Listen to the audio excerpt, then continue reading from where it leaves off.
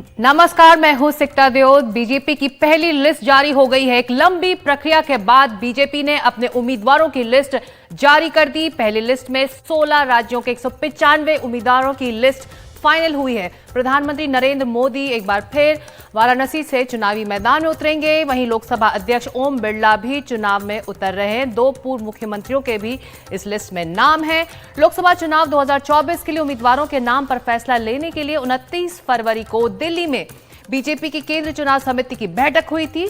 BJP अध्यक्ष JP Nadda की अध्यक्षता में हुई इस बैठक में पीएम नरेंद्र मोदी भी पहुंचे थे और जैसा कि माना जा रहा था, आखिर बीजेपी के पहले सिपहसालारों की लिस्ट आ गई है। तो 195 सीटों पर फैसला हो गया और कुछ उन नामों का आज ऐलान हुआ है।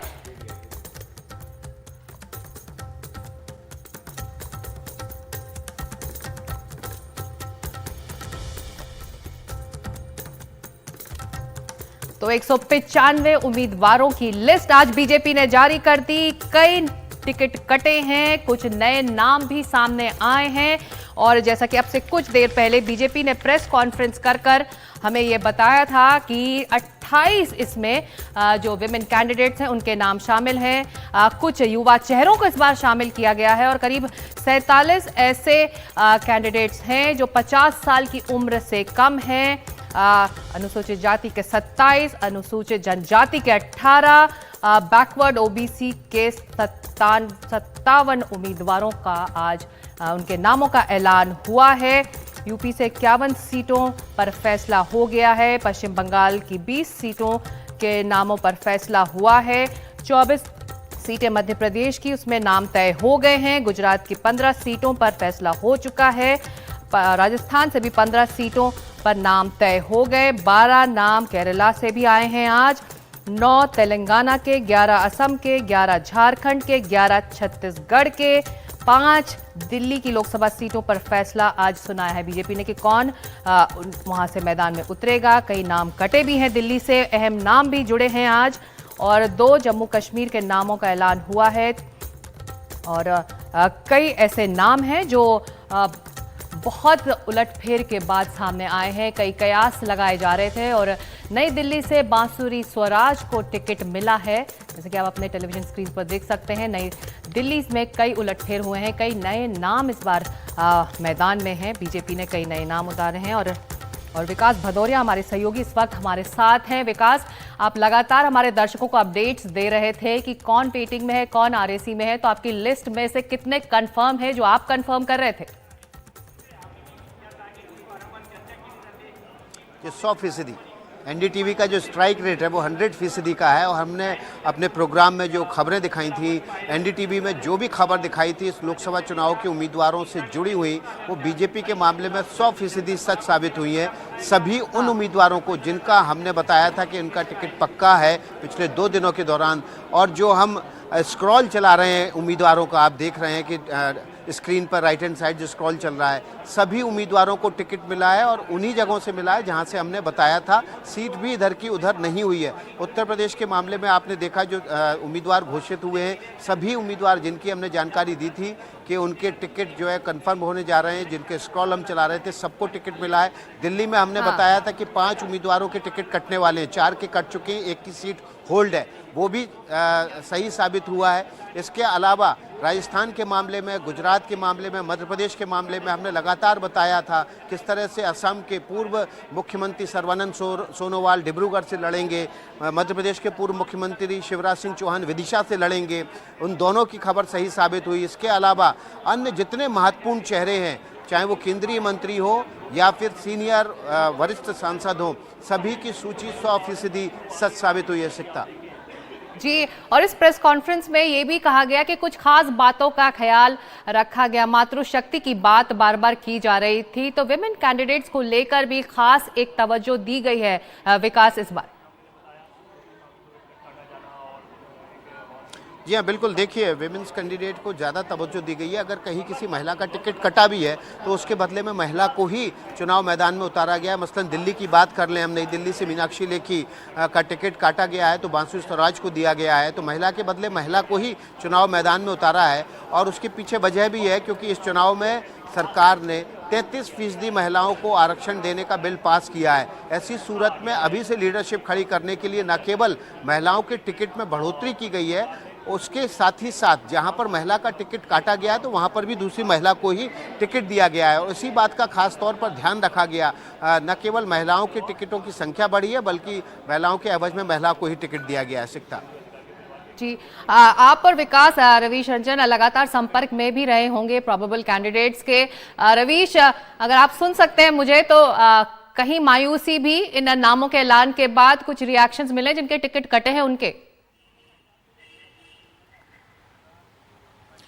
जी देखिए सिकता, सबसे बड़ा उलटफेर दिल्ली में हुआ है और दिल्ली में प्रवेश वर्मा जो कि पश्चिमी दिल्ली के सांसद हैं और काफी बड़ी मार्जिन से पिछली बार उन्होंने जीत हासिल की थी, उनका टिकट काट कर और इसके बाद में कमलजीत सहरावत को टिकट दिया गया है। कमलजीत सहरावत, सिकता, आपको याद होगा कि वो दिल्ली के मेयर भी रह चुकी हैं, काफी तेज तर्रार एक लीडर मानी जाती हैं और महिला मोर्चा में इस वक्त वो संगठन में काम कर रही हैं।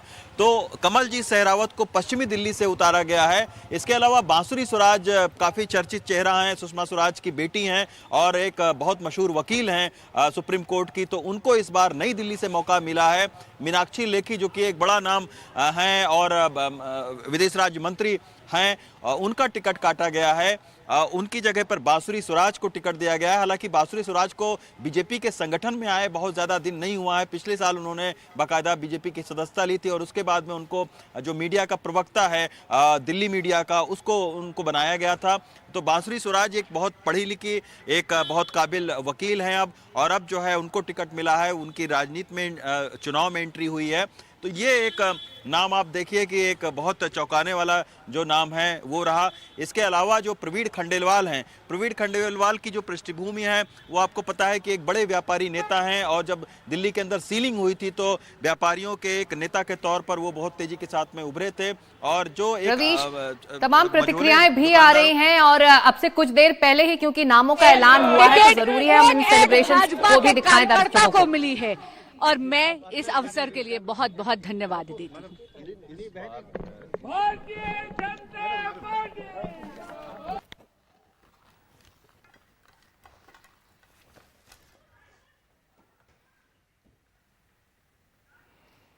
तो कहीं जश्न है कहीं मायूसी। बांसुरी स्वराज को हम सुन रहे थे कि कार्यकर्ता की जीत हुई है और दो खास मेहमान भी हमारे साथ जुड़ रहे हैं, रशीद किदवई और साथ ही संजय सिंह। संजय सिंह, इस लिस्ट को सुनने के बाद, इन सिपहसालारों के नामों को सुनने के बाद अगर आपको हेडलाइन देनी होगी तो आप क्या कहेंगे इस लिस्ट के बाद? इस लिस्ट में सबसे बड़ी हेडलाइन दिल्ली से निकलती है। 5 में 4 गए, 5 में तो गौतम गंभीर ने भी ड्रॉ कर लिया, एक जो अलग वो होगा वो गए, मनोज तिवारी को छोड़ के सब साफ। सबसे बड़ा नाम मीनाक्षी लेखी, केंद्रीय मंत्री, वो काफी बड़ा नाम एक होता है। रमेश विधुरी, जो मेरे ख्याल में संसद में जो उन्होंने किया या उसके बाद की जो घटनाएं हुई, उसके जगह पे रामवीर विधुरी, वो अपने आप में मतलब रमेश विधुरी के लिए तमाम तरह के कयास उसी समय लगाए जा रहे थे, उस समय भी लग रहा था। Parvez Sahib Singh Verma, somebody who was pitching for BJP state president post. तो दिल्ली में जो हुआ है वो ये इंगित करता है कि पार्टी किस तरह का रुख लेती है किसी सिचुएशन पे और उनका फीडबैक का मैकेनिज्म कितना स्ट्रांग है। आप क्या कर रहे हैं, अभी आपका नाम क्या है, अभी आपका काम क्या है, उससे मतलब नहीं। आप लिस्ट उठा करके देखिए, जैसे और राज्यसभा में जो दिया गया है, जैसे त्रिवेंद्रम में राजीव चंद्रशेखरन को मतलब शशि थरूर के सामने वो पिच करना, बहुत दिन से बीजेपी उस सीट के लिए प्रयास कर रही है। इस तरह की चीजें हैं। तो जो अभी कितने लोग कटे हैं वो तो थोड़े समय के बाद और पता चलेगा कि कौन कौन वो गए हैं, लेकिन दिल्ली वो इंडिकेट करता है कि बीजेपी की जो लीडरशिप है वो किस तरह से, बीजेपी लीडरशिप किस तरह से अपने कैंडिडेट को वो लेती है कि हमारा इस चुनाव में किसकी विनेबिलिटी क्या है या पिछले 5 साल में इनका ट्रैक रिकॉर्ड क्या रहा है सांसद होने के नाते और बाकी कार्यकलापों में होने के नाते। वो तमाम इस तरह, अब शिवराज सिंह चौहान जैसे, उनकी पॉपुलैरिटी मध्य प्रदेश में इस चुनाव में भी टेस्टेड हुई और माना जाता है कि उनकी पॉपुलैरिटी है संघ के साथ सिंक में है, यहाँ लीडरशिप के साथ सिंक में है, उनको टिकट देना विदिशा से। तो ये चीजें इंडिकेट करती है कि ऐसे लोग के लिए जो मतलब परिस्थितियों में साथ रह करके जिन्होंने सघनता से काम किया है, उनके लिए आसमां अभी और भी है, आगे की उड़ान और भी है। जी रशीद किदवई, हम तो ये कह रहे हैं अपने चैनल पे कि बीजेपी का मिशन 400 पार, उसके पहले 195 सिपह सलार। तो आप क्या कहेंगे, आपकी हेडलाइन क्या होगी? जो सवाल मैंने संजय जी से भी पूछा था। जी देखिए सिकता, जिन लोगों को टिकट मिला वो बहुत अच्छा है, लेकिन जिनको टिकट नहीं मिला मतलब उसका कोई कारण नहीं बताया जा रहा है। मीनाक्षी लेखी जो थी, केंद्र में मंत्री थी, क्या वजह रही कि वो उनको टिकट नहीं दिया जा रहा? क्या वजह है कि कभी एकदम से गंभीर को क्रिकेट एडमिनिस्ट्रेशन का या जयंत जी को, सिन्हा को क्लाइमेट चेंज का ध्यान आ रहा है? मतलब जिन लोगों को बेंच पे बिठा दिया गया है, मतलब उनको टिकट नहीं दिया गया है, क्योंकि भाजपा के लिए आप जैसे जानती हैं सिकता, वातावरण बहुत अच्छा है, राम मंदिर की प्राण प्रतिष्ठा हो चुकी है, मोदी जी का ग्राफ पॉपुलैरिटी बहुत हाई है, जिसको भी टिकट मिलेगा वो जीत जाएगा। लेकिन जिन लोगों का टिकट काटा गया है, जैसे गुना से केपी सिंह जिन्होंने ज्योतिरादित्य सिंधिया को हराया था, और फिर ज्योतिरादित्य सिंधिया को टिकट दिया गया, तो इसका कोई एक्सप्लेनेशन नहीं है कि मतलब जो लोग, क्या वो हारने वाले थे? क्या भाजपा को ऐसा डर था जिन लोगों को टिकट नहीं दिया जा रहा? क्या वो हार की कगार पे थे? क्या ऐसा कोई असेसमेंट है, या वो स्वेच्छा से कर रहे हैं? तो यहाँ कुछ थोड़ी सी बात अटपटी सी नजर आती है। देखिए इतनी भारी संख्या में सिटिंग एमपीज को जो हटाया गया, तो क्या वो उनकी नॉन परफॉर्मेंस थी? अगर नॉन परफॉर्मेंस थी तो उसका फिर आता है कि नरेंद्र मोदी जी का पूरा जो इलेक्शन मैनेजमेंट इतना बढ़िया हुआ था, क्या जो पहले 14 और 19 में जिनको टिकट दिए गए थे वो कोई गलती या कोताही के लिए गए थे? देखिए जीतने वाली बात होती है, तो जो जीतने वाला कैंडिडेट था, जो जीत के आया था, उसको मतलब बिठाया क्यों जा रहा है? उसको क्यों मौका नहीं मिल रहा? ये ऐसे सवाल है जो हमें समझ में नहीं आते। मुझे लगता है कि राजनीतिक रूप से बड़ी खबर शिवराज सिंह चौहान की भी होगी, क्योंकि अब उनका इस एक केंद्र लिस्ट की के राजनीति ऐलान में से पहले रशीद किदवई साहब, इस प्रेस कॉन्फ्रेंस में कहा गया कि रायशुमारी हुई नमो ऐप के जरिए। हम सब जानते हैं कि तमाम जानकारियां इकट्ठा की गई और फिर ये नामों के फैसले हुए हैं। तो जाहिर तौर पर विनेबिलिटी एक बड़ा फैक्टर रहा होगा जिनका टिकट कटा है और जिन नए लोगों को इसके लिए जगह मिली है। हमारे कुछ सहयोगी भी अलग अलग ब्यूरो से जुड़ रहे हैं। सीधे चलते हैं लखनऊ, रणवीर सिंह के पास। रणवीर, सारे नाम तो नहीं, कुछ नामों का ऐलान तो आज उत्तर प्रदेश के लिए हो ही गया है। क्या रिएक्शन है वहां के स्थानीय नेताओं के? देखिए ज़्यादातर नाम, जो 51 नाम घोषित हुए उनमें ज़्यादातर नाम रिपीट हैं, लेकिन जो सबसे हैरान करने वाली चीज़ है ना, जिसमें वरुण गांधी, मेनका गांधी, इन दोनों लोगों की सीट पर अभी फिलहाल कोई अनाउंसमेंट नहीं किया गया है। इसके अलावा बृजभूषण शरण सिंह लगातार विवादों में रहे, उनकी सीट पर फिलहाल घोषणा नहीं की गई है। वहीं ज़्यादातर जो आप नाम देखिए, प्रधानमंत्री नरेंद्र मोदी और राजनाथ सिंह, ये दो नाम बिल्कुल निश्चित माने जा रहे थे। स्मृति ईरानी का नाम निश्चित था, संजीव बालियान मुजफ्फरनगर से, इनका नाम निश्चित था।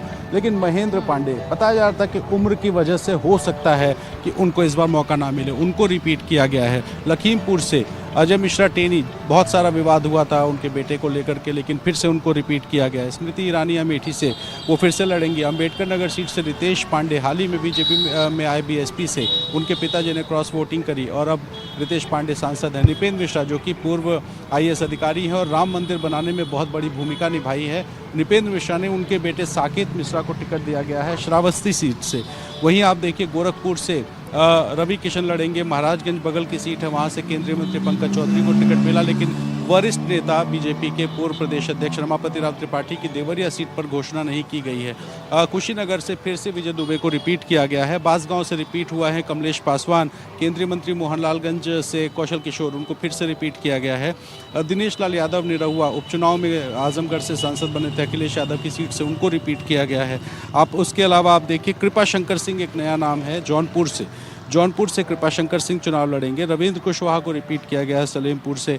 इसके अलावा डॉक्टर संजय निषाद पार्टी के अध्यक्ष हैं, उनके बेटे प्रवीण निषाद पिछली बार बीजेपी के सिंबल पर चुनाव लड़े थे। संत कबीर नगर सीट से फिर से संजय निषाद के बेटे बीजेपी के सिंबल पर लड़ेंगे। और आप देखिए अपनी पार्टी चला के बीजेपी के सहयोगी दल होने वाले संजय निषाद, अपने एक बेटे को बीजेपी के सिंबल पर उन्होंने चुनाव लड़ाया था, विधानसभा का और फिर सांसद का भी, और इस बार भी उनके बेटे बीजेपी के सिंबल पर। एक नाम जगदम्बिका पाल का है, डुमरियागंज से सांसद हैं। कहा जा रहा था उम्र की वजह से उनका टिकट कट सकता है, लेकिन उनको भी रिपीट किया गया है। लल्लू सिंह, अयोध्या, सबसे चर्चित सीट इस बार अयोध्या की थी कि क्या अयोध्या से कोई बीजेपी का बड़ा चेहरा आएगा, लेकिन अयोध्या में फिर से लल्लू सिंह पर विश्वास किया गया है। इसके अलावा साक्षी महाराज काफ़ी चर्चा में रहते हैं, उन्नाव से, उनका नाम रिपीट हुआ है, लेकिन कानपुर सीट और प्रयागराज सीट की घोषणा नहीं की गई है। दो ऐसी सीटें जहां से रीता बहुगुणा जोशी प्रयागराज से सांसद हैं, उनकी सीट पर घोषणा नहीं हुई है। कानपुर सीट से सत्यदेव पचौरी उम्र की वजह से टिकट कट रहा था लेकिन उस पर घोषणा नहीं हुई है। और आप देखिए आर.के. सिंह पटेल बांदा से चुनाव लड़ेंगे। निरंजन ज्योति केंद्रीय मंत्री रह चुकी हैं, अगर उनकी बात करें फतेहपुर से रिपीट किया गया है। रामशंकर कटेरिया पूर्व केंद्रीय मंत्री हैं, इटावा से रिपीट होंगे। एसपी सिंह बघेल केंद्रीय मंत्री हैं, आगरा से फिर से उनको रिपीट किया गया है। इसके अलावा मिश्रिक से अशोक रावत हैं, रेखा वर्मा फिर से रिपीट हुए हैं। तो इस तरह से आप देखिए जितने नाम हैं उनमें ज़्यादातर नाम जो है, हेमा मालिनी का नाम बहुत खास है क्योंकि कहा जा रहा था कि इस बार तीसरी बार हेमा मालिनी को मौका नहीं मिलेगा, लेकिन हेमा मालिनी को रिपीट किया गया है। और वहीं परमेश्वर सैनी है, संभल से चुनाव लड़े थे लेकिन संभल से चुनाव हार गए थे, एक बार फिर से उनको मौका दिया गया है। घनश्याम लोधी रामपुर से उनको मौका दिया गया है।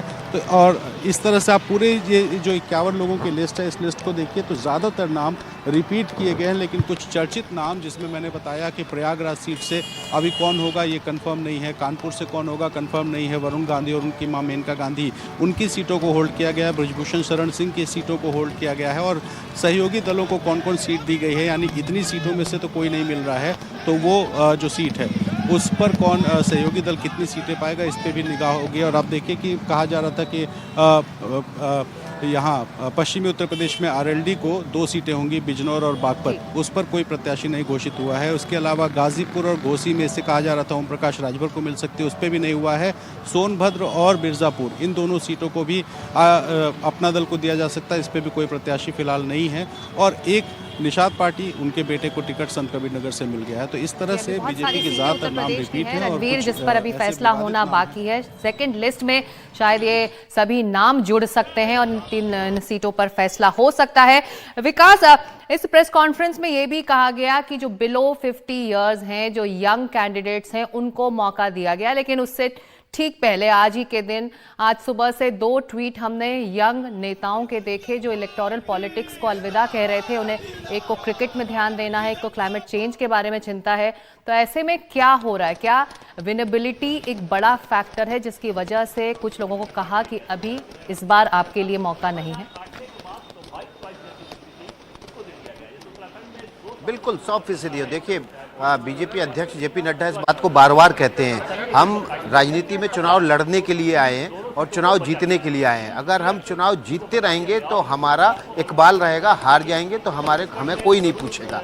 और जाहिर सी बात है, जब पार्टियां कोई भी चुनाव लड़ने जाती हैं तो हारने के लिए वो चुनाव मैदान में नहीं उतरती है। इसलिए पहला क्राइटेरिया उनकी विनेबिलिटी होती है। जो कैंडिडेट जीत सकता होगा, अगर वो दूसरी पार्टी से भी आयातित करके उसको चुनाव के लिए टिकट देना पड़े तो दिया जाता है। और अगर कोई भी पार्टी का लीडर, चाहे वो कितना भी सीनियर हो, कितना भी यंग हो, कितना भी डायनेमिक हो, अगर उसकी जीतने के चांसेस नहीं है तो फिर गौतम गंभीर और जयंत सिन्हा जैसी स्थिति होती है कि उनको एक सेफ एग्जिट और सम्मानजनक एग्जिट दिया जाता है कि वो चिट्ठी लिख के खुद ही जता देते हैं कि चुनाव नहीं लड़ना चाहते, अब वो कुछ और करना चाहते हैं। तो ये पार्टी का ये तरीका भी अच्छा है कि जिनके आगे अभी भविष्य, लंबा भविष्य पड़ा हुआ है, उज्ज्वल भविष्य पड़ा हुआ है, वो दूसरे क्षेत्र में अपने सम्मान के साथ विदाई लेकर अपनी वहाँ से नई शुरुआत करें। लेकिन विनेबिलिटी सबसे बड़ा क्राइटेरिया है। आप देखिए दिल्ली में मीनाक्षी लेखी को हटाकर वहाँ से बांसी स्वराज को लाया गया। बांसी स्वराज को अभी कुछ महीनों पहले ही बीजेपी में शामिल हुई हैं, लेकिन मीनाक्षी लेखी के खिलाफ इतनी ज़्यादा एंटी इनकम्बेंसी थी कि पार्टी ने उनको मंत्री रहते हुए भी टिकट काट दिया और फिर से टिकट देना मुफीद नहीं समझा। उनकी जगह यंग और डायनेमिक बांसी स्वराज को मैदान में उतार दिया है। इसी तरह से उत्तर प्रदेश में भी देखेंगे आप, अंबेडकर नगर सीट पर बीएसपी से लाके उनको टिकट दिया गया जो वहाँ जीत सकते थे, और अपनी क्योंकि वो पिछली बार भी उन्होंने बीजेपी के कैंडिडेट को वहाँ पर हरा दिया था। तो जाहिर सी बात है कि विनेबिलिटी पार्टी के लिए क्राइटेरिया है। पार्टी के भीतर से अगर वो कैंडिडेट मिलता है तो ठीक है, नहीं तो आयातित करके उसको चुनाव लड़ाया जाए। बिल्कुल बिल्कुल, और विनेबिलिटी एक बड़ा क्राइटेरिया है। जीत किसकी होगी इस पर ही फैसला किया है कि जीत कौन सकता है उस सीट को। विकास और रणवीर, आप हमारे साथ बने रहिए। संजय जी, आप भी हमारे साथ बनाइए। हम छोटा सा ब्रेक ले रहे हैं, ब्रेक के बाद हम इसी चर्चा पर लौटेंगे।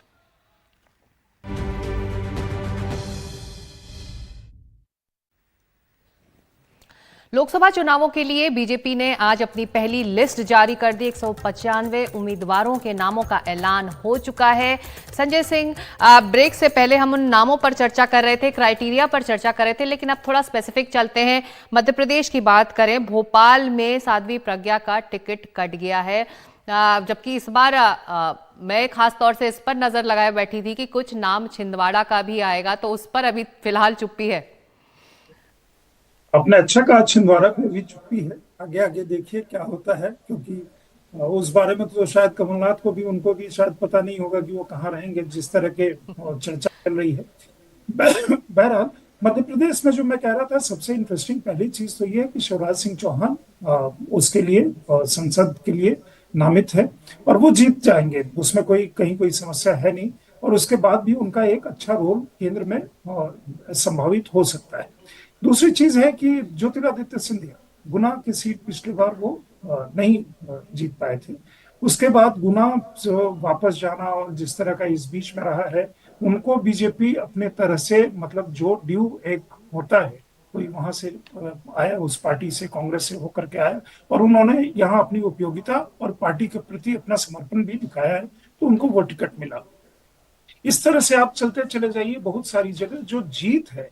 और प्लस जो दूसरा फैक्टर ये है कि जो ब्रेकअप बताया गया कि इसमें आप देखिए लगभग 15% महिलाएं हैं, तो आप एक प्रोग्रेसिव जो है, इसके बाद वाली लिस्ट में क्या होगा, इस समय में संसद में मेरे ख्याल में 12% करीब वो लोकसभा में महिलाएं हैं, जो अपने आप में सबसे बड़ा अभी तक की जो है वो सबसे बड़ी संख्या है। इस बार के संसद में आप ये भी देखेंगे कि जो आउटगोइंग संसद है, जिसमें आधे जो वो लोग हैं सांसद, वो पहली बार चुन करके आए, 250 करीब, तो वो भी एक बड़ी संख्या है।